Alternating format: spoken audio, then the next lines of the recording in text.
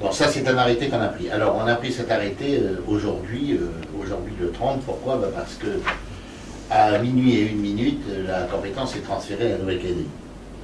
Alors, je l'ai souvent dit, hein, c'est une compétence qui n'a pas été difficile à transférer, parce qu'en fait, c'est une compétence que l'État exerçait ici avec peu de moyens, hein, puisque c'était quelques personnes, et puis, voilà, 6 personnes, et puis un tout petit peu de matériel, quoi. Un peu vétuste de surpoids. Voilà. Donc l'affaire du transfert, c'est pas un problème.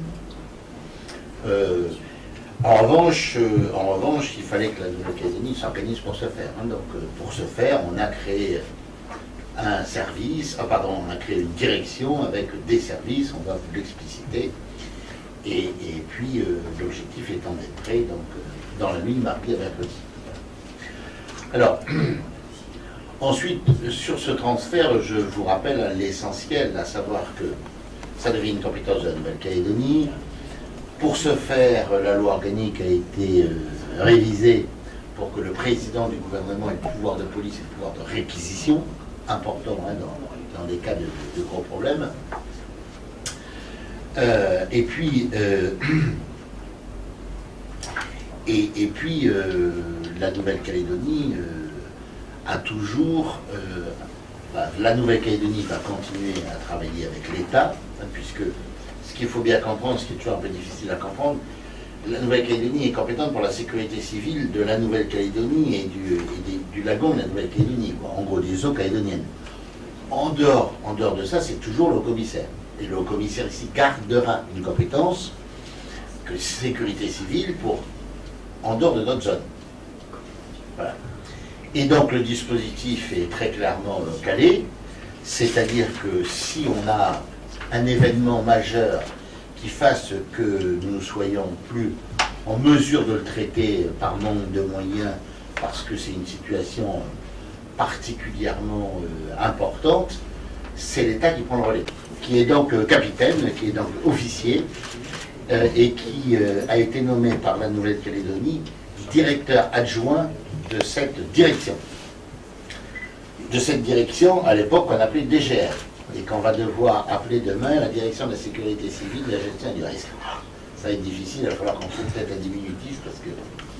Voilà, donc il va vous expliciter le document d'organisation de cette direction, qui sera donc opérationnel au 1er janvier à 0h01. On a l'arrêté qui crée la DGR, qui à partir du 31 à minuit sera modifié, enfin, a été pris ce matin au gouvernement. Nous, on avait un double objectif, c'était d'abord, dans un premier temps, au sein de la DGR, c'était de regrouper, parce que tout à l'heure, on a parlé de 32 personnes qui allaient composer la direction de la sécurité civile et de la gestion des risques.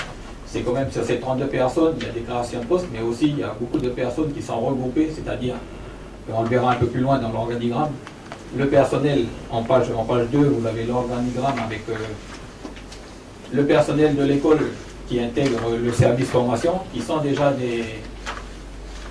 le service formation qui était à l'époque, qui est jusqu'au 31 décembre, qui est une association de loi 1901 et qui va intégrer la direction de la sécurité civile et de la gestion des risques. Et également, on retrouve les bureaux des ERP qui étaient sous la direction de la DI3T et qui viennent dans la DSCGR, qui aussi avait du personnel et qui intègrent ce personnel. Il ne faut pas penser que c'est 32 postes qui ont été créés. Alors sur la direction, on va retrouver le service de la prévention des risques, le service formation et le service opération.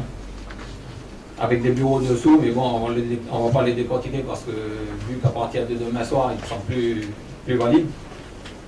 À partir du 1er janvier, le transfert de la compétence de sécurité civile de l'État au gouvernement de la Nouvelle-Calédonie, qui s'appellera, comme le disait le président, la direction de la sécurité civile et de la gestion des risques.